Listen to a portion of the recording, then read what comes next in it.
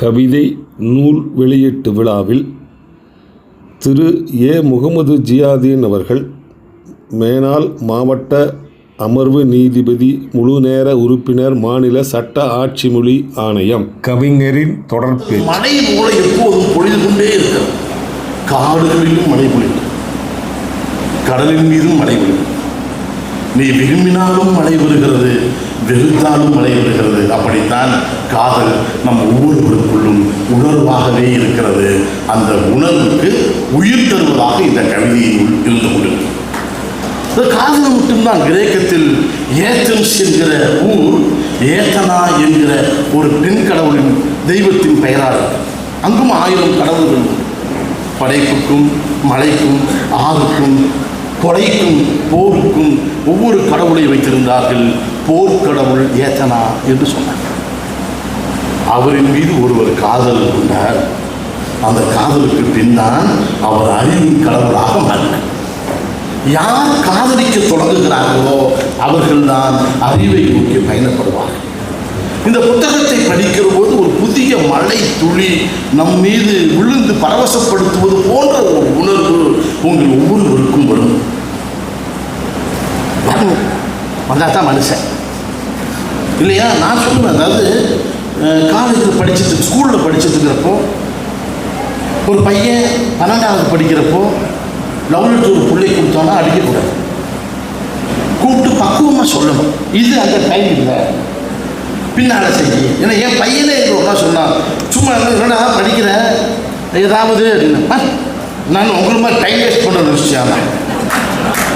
அப்படி அதுனா காதல் நான் டைம் வேஸ்ட் பண்ண நினச்சிட்டு இருக்கிறியாடா. காதல்னு சொன்னால் 10 மணிக்கு வர்றேன்னு சொன்னால் 8 மணிக்கே போய் நிற்கிற தியாகம் வரணும். காதல்னு சொன்னால் நல்லாவே இல்லாமல் பேசினாலும் சூப்பராக இருக்குது அப்படின்னு பாராட்டுற குணம் வரணும். காதல்னு சொன்னால் நல்லா ட்ரெஸ் பண்ணிட்டு வராட்டி கூட இந்த மாதிரி ட்ரெஸ் நான் பார்த்ததே இல்லை அப்படின்னு சொல்லணும். எனவே தான் யாரிடம் காதல் வரும் என்று சொன்னால் யார் பிறரை பாராட்டுகிற பண்பு வைத்திருக்கிறானோ அவனின் மீது தான் காதல் வரும். அவனுக்கு தான் காதல். தான்சேனுக்கும் அக்பருக்கும் இருந்தது அப்படி காதல் தான். அக்பரின் அவைக்களத்தில் தான்சேன் பாடிக்கொண்டே இருந்தார். ராமரையும் கிருஷ்ணரையும் பாடினார். அது அல்லாஹ்வை பாடுகிறது. அல்லாஹ்வை பாடு என்று அக்பரும் சொல்லவில்லை. அக்பருக்காக அல்லாஹ்வை அவர் பாடவில்லை. 1000 பாடல்களை ராமரின் மீதும் கிருஷ்ணரின் மீதும் தான்சேன் பாடிக்கொண்டே இருந்தார். அக்பர் கேட்டு லயித்துக் கொண்டே இருந்தார். அங்கே இசை இசை இசை என்பது மட்டும்தான் இருந்தது. இலக்கியத்துக்கும் கவிதைக்கும் மட்டும்தான் மதங்களை கடந்து தேடுகிற ஒரு ஆற்றல் இருக்கும். உன் பாடலை நீதான் பாட வேண்டும் என்று கபீர் சொன்னார். உனது குரலை நீதான் பேச வேண்டும் என்று புத்தர் சொன்னார். தேடிக்கொண்டே இரு என்று சாக்ரட்டிஸ் சொன்னார். நீ யார் என்பதை முதலில் நீ உணர்ந்து கொள் என்று தந்தை பெரியார் சொன்னார். இந்த உணர்வுகள் தான் நமக்கு வருகிறது. மதங்களை கடந்தது காதல். இதயத்தையும் அறிவையும் ஒரு சேர அகலப்படுத்துவது இலக்கியம் மட்டும்தான். அந்த அற்புதமான இலக்கியமாக இருக்கிறது. மலையோரத்தில் வானவில்லோடு ஒரு வானம் மலைச்சாரலில் குளிரை இதமாக்க ஒரு கோப்பை தேநீருடன் நீ இது போதும், இது எதற்கு 100 வயது. இது எனக்கு இந்த கவிதை படிச்சுவே என்ன வந்துச்சுன்னா, டி. ராஜேந்திரன் படம் நாங்கள் படிக்கிற காலத்தில் 2வது படம் பேர் மறந்து போச்சேன். அந்த படத்தில் வருமே, உன்னோடு வாழ்ந்த ஒரு காலம் ஒரு சில காலம் போதும் சாந்தி, மண்ணோடு வரையும் 4 வரை நிலைக்கும் சாந்தி. ரயில் பயணிங்களா சூப்பர். அந்த வரும் இல்லையாமா, அந்த பாட்டு முடிஞ்சதுக்கப்புறம் வீட்டில் போய் அவங்க வீட்டுக்கார அடிப்பார். அப்போ அதுக்கு பிறகு அந்த பொண்ணு இவருக்கு பழைய காதல் மகன் ஹீரோ ஒரு புத்தகம் கொடுத்து விடும். மேத்தா அவர்களுடைய ஊர்வலம் வேளாண் வெளியிட்ட புத்தகம் தான், அதுக்கு வெளியிட்டு அந்த புத்தகத்தை இங்கே இத்தனாவது பக்கம் புரட்டுக என்று ஃபஸ்ட்டு வரும். அந்த புக்கை புரட்டுகிற போது ஒரு உண்மையை சொல்லட்டுமா, அந்த திரையரங்கில் இருந்த எல்லோரும் அந்த கவிதையை சொல்லுவார். அன்னைக்கு சபைகளில் பாடும்போது என் பெயரை மட்டும் உச்சரித்து விடாதீர்கள். இந்த உலகத்திற்கு வழி சொல்ல தெரியும், வழி அப்படின்னு ஒரு சிறுங்களோடு நிற்கும், சொல்ல தெரியாது. அந்த கவிதை அந்த படத்தில் பயன்படுத்தப்பட்டதல்ல, கீழே அந்த தியேட்டரில் உட்கார்ந்து இருக்கிற அத்தனை வாசகர்களுக்கும் அந்த கவிதை மனப்பாடமாக சொல்லுவாங்க. அது கவிதை எழுதுகிற இளைஞர்களுக்கு கல்லூரியில் பயங்கரமான மரியாதை இருக்கு தெரியுமா? எனக்கு எழுதி கேட்பாங்க, பெரிய கஷ்டம். ஒரு லெட்டர் எழுதி கொடுங்க, ஒரு கவிதை எழுதி கொடுன்னு கேட்பாங்க. இந்த புத்தகத்தை வாங்க வேண்டும் என்று யாருக்கும் சொல்ல வேண்டியதில்லை. இதில் என்ன இருக்கிறது என்று கேட்டால் மாணவர்கள் மொத்தமாக அள்ளி கொண்டு போய்விடுவார். காரணம் அவ்வளவு சிந்தனை வளர்ச்சி இன்றைக்கு இருக்கிறது. இதில் பொறுவை எனக்கு தெரியும் உனக்கு ரோஜாக்களை மிகவும் பிடிக்கும் என்று. உனக்கு தெரியாது உன்னை போலவே ரோஜாவுக்கும் உன்னை பிடிக்கும். இது எனக்கு என்ன ஞாபகம் இருக்குது? ஜனார்தன் துருமி ஒரு கவிதை இருக்கு. எதை தேடிக் கொண்டிருக்கிறாயோ அது உன்னை தேடுங்கள். தாகம் கொண்ட மீன் ஒன்று என்ற ஒரு கவிதை. நீ எதை தேடிக் கொண்டிருக்கிறாயோ அது உன்னையும் தேடுகிறது. அது தத்துவத்துக்கு மட்டும் தேவையில்லை, கவிதைக்கு தேவை. ஒருத்தர் யாரோ ஒருத்தர் தான் பேசுறாரு, முதல் பட்டனை ஒழுங்காக போடலன்னா கடைசி பட்டன் வரைக்கும் தப்பாக போயிடும். இது யார் சொன்னதுன்னா இது டெய்லரே சொல்லிடுவாரு, சாப்பிட்டு வரணும். அந்த மாதிரி மிக அற்புதமான ஒரு கவிதை. உன் பார்வை படாததால் வருத்தப்பட்டு வாடுகிறது உன் கூந்தலில் நீ சூடிய பூக்கள். இன்னைக்கு அப்படி ஆகிப்போச்சு. நாங்கள் படிக்கிறப்பெல்லாம் பொண்ணுங்க முன்னால் போட்டு வருவாங்க, அது ரெட்டை கடை போட்டு வருவாங்க. அது நான் தப்பாலாம் சொல்லலை. அவங்க அந்த பூக்கள் அவங்களையும் பார்க்கணும். இந்த வாய்ப்பு இல்லாத போச்சு போல் தெரியுது. அந்த மாதிரிங்க ஒவ்வொரு விஷயம் என்ன எழுதுகிறாய் என கேட்டால் நல்லா என்ன எழுதுகிறாய் என கேட்டால் கவிதை இல்லை. பக்கத்தில் நான் இருக்க இன்னொருத்தி எதற்கு என்றான். இந்த பொசசிவ்னஸ், பாறைகளில் பூ பூப்பதில்லை, எறும்பாய் ஊறுகிறேன், கல்லில் தேயும் என்பதால் உன்மேல் காண்பவை வரிகள் அல்ல எனது வழிகள். புள்ளியிடாமலே உன் பெயரை எழுதுகிறேன். தமிழ் எழுத்துல ஃபஸ்ட்டு புள்ளிகள் ஓலைச்சுவடுகள் எழுதும்போது அதனால தான் அன்றைக்கி புலவர்கள் எவருமே புள்ளி வைக்கிற பொழுது. இவர் சொல்கிறார், அங்கே போயிட்டு வந்திருக்கார். தமிழ் எழுத்துக்களில் புள்ளி இல்லாமல் தான் எழுதினார்கள் ஓலைச்சுவடிகள். ஏனென்றால் புள்ளி வைத்தால் ஓட்டை பெரிதாகி ஓலைச்சுவடி கிழிந்து. அப்போ நம்மால் தமிழ் எவ்வளோ அப்பயே தெரிஞ்சிருக்குவார். அதை இப்போ சொல்கிறாரு, புள்ளி இல்லாமலே உன் பெயரை எழுதுகிறேன், குத்தினால் உனக்கு வலிக்கும் என்பதான். உண்மையிலேயே நான் திருப்பி வர்றேன். இவர் ஒரு மனைவி கொடுத்து வைத்துள்ளார். புள்ளி வைப்பதற்கு கூட எப்படி யோசிக்கிறவர். அதே போலவே இந்த எல்லா கவிதைகளையுமே எல்லாத்தையும் சொல்லக்கூடாது தான். நான் வேணாம், நிறைய சென்சார் கவிதைகள் நான் நீதிபதியாக சொல்ல விரும்பவில்லை. அது நீங்கள் வாங்கின மீதியை வெள்ளித்திரையில் காணுங்க, கண்டிப்பாக வாங்கி படிங்க, சரியா? ஏன்னா அன்பு 30 வருஷம் ஆகி நீ இன்னும் திருந்தவே இல்லையா அப்படின்னு. அது மாதிரி நீ என்னை பார்த்து நானும் முற்றவுடன் ஊனமுற்றேன், என் இதயத்தை உன்னிடம் இழந்ததால். இன்னொரு கவிதைங்க, ஒவ்வொரு முறையும் ஞாபகப்படுத்துகின்றது பூக்கள் பூக்கின்ற பொழுது உனது புன்னகை. அதுக்கெல்லாம் அழகாக கண்ணத்துக்கு அது வேணாம், சில விஷயங்கள் படிக்க மாட்டேன், நீங்கள் வாங்கி படிச்சுக்கணும். அரசாங்கம் அறிவித்தது, வீட்டை விட்டு வெளியில் நீ வராத நாட்களை உன் வீதியில் விபத்து குறையும் என்று. இது எனக்கு எந்த கவிதை ஞாபகம் வந்துச்சுன்னா, அழகிய இல்லைங்கிற படம் நான் +1 படிக்கிறப்ப வந்துச்சு. நம்மளை கார்த்திகாவே நினச்சி அந்த படத்தை பார்த்துட்டு டைம்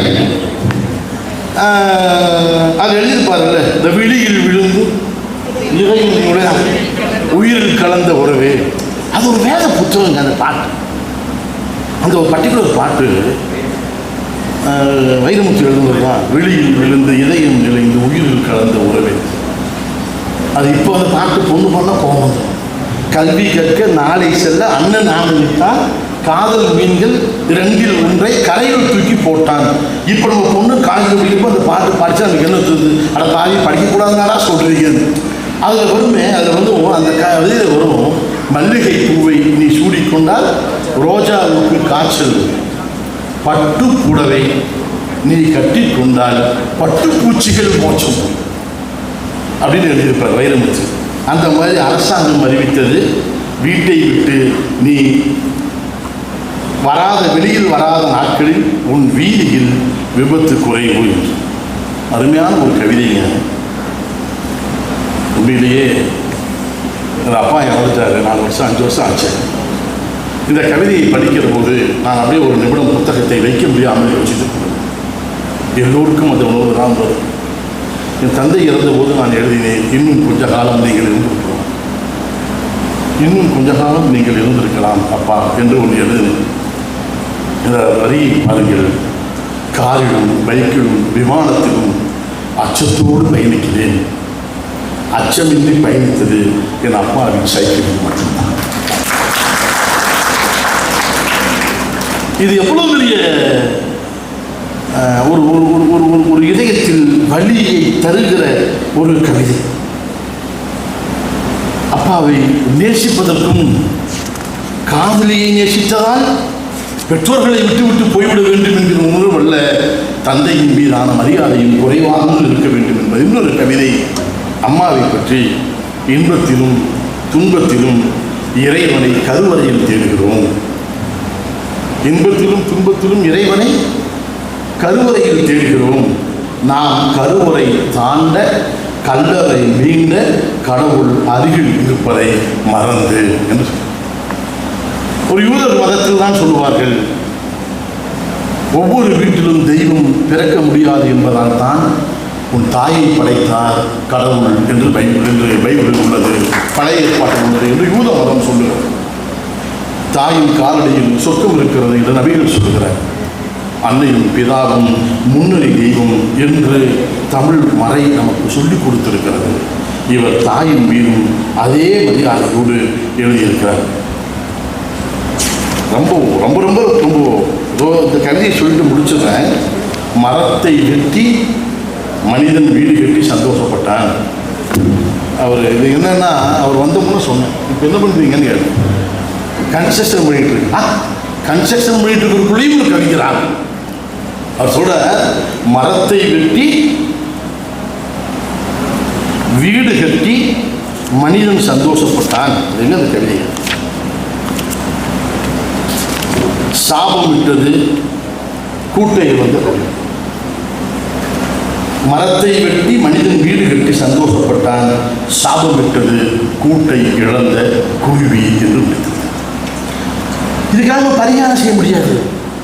எல்லாத்துக்கும் சொல்லுவாங்கல்ல, எதுக்கு தெரியுமா கடைசியில் பூஜை பண்ணுறோம், இந்த அங்கிருந்து ஒரு மரம் இருந்துச்சு, அந்த மரத்தை வெட்டிட்டோம், ஒரு மரம் 1000 பறவைகள் கூடி கட்டி இருந்தது, அந்த எல்லா கூட்டையும் அழித்து விட்டு நாம் ஒரு வீடு கட்டிய சாபம் போக வேண்டும் என்று பூஜை செய்கிறோம் என்று சொல்லுகிறோமே, எந்த பூஜையும் நமது பாவங்களை அழிக்காது. எந்த பறவையும் ஒரு மனிதர்கள் மிக அற்புதமாக இருக்கிறது இந்த கவிதை நூல். இவ்வளவு இலகிய மனது இப்போதும் அவருக்கு இருக்கிறது என்பதற்காக நான் தலைவணங்குகிறேன். ஒரு கவிஞன் வாழ்க்கை முழுவதும் ஈரமான இதயத்தோடு தான் இருப்பான். ஒரு கவிஞன் வாழ்க்கை முழுவதும் ஈரமான இதயத்தோடு மட்டும்தான் இருப்பான். எந்த தொழிலில் இருந்தாலும். நான் தீர்ப்பு எழுதுகிற போது திருப்பூரில் ஒரு 11 வயது ஒரு இளம் பெண்ணை பாலியல் வன்புணர்வு செய்து கொலை செய்த ஒருவருக்கு தூக்கு தண்டனை கொடுக்கிற போது கூட, தம்பி உங்களுக்கு தூக்கு தண்டனை கொடுக்கிறேன் என்று பெயரை அழைத்து ஒவ்வொருவரையும், தம்பி உங்களுக்கு இந்தந்த பிரிவுகளையும் தூக்கு தண்டனை கொடுக்கிறேன் என்று சொன்னேன். பேட்டி முடிந்ததுக்கு, தீர்ப்பு முடிந்ததுக்கு பிறகு நிருபர்கள் என்னை பார்க்க வந்தார்கள். நீதிபதி பிரஸ் மீட் வைக்கக்கூடாதுன்னு சொன்னேன். இல்லை சார், ஒரே கேள்வி என்ன என்று கேட்டார். கூப்பிட்டு என்னங்கன்னு கேட்டார். நின்றுட்டே என்னங்கன்னு கேட்டேன். தூக்கு தண்டனை கொடுக்கிற அளவு நீங்கள் கடுமையான உள்ளத்தோடு இருந்தபோது, தம்பி உங்களுக்கு தூக்கு தண்டனை கொடுக்கிறேன் என்று சொன்னீர்களே, அந்த மரியாதை அவர்களுக்கு கொடுக்க வேண்டுமா என்று கேட்டார். நான் சொன்னேன் 96 வயது வரை வாழ்ந்தபோதும் 96 வயது வரை வாழ்ந்தபோதும் 4 வயது சிறுவன் தன்னை பார்க்க வந்தாலும் எழுந்து ஐயா நல்லா இருக்கீங்களா என்று கேட்ட தந்தை பெரியாரின் நூல்களை படித்து வளர்ந்தவன் நான். அவர் செய்த குற்றத்திற்கு தீர்ப்பளிக்கிற அதிகாரம்தான் எனக்கு வழங்கப்பட்டிருக்கிறதே தவிர ஒரு மனிதனை அவமானப்படுத்துகிற உரிமை எனக்கு சட்டம் வழங்கவில்லை என்று நான். அதற்கு காரணம் ஒருவேளை சின்ன வயதில் இருந்து நான் கவிதைகளின் மீது நேசம் கொண்டதாகத்தான் இருக்கும். இந்த கவிதைகளின் மீது நேசம் கொண்டவர்கள் எங்கே இருந்தாலும் மனிதர்களாகவே இருப்பார்கள். இவர் சிறந்த மனிதராக இருக்கிறார். வாய்ப்புக்கு நன்றி.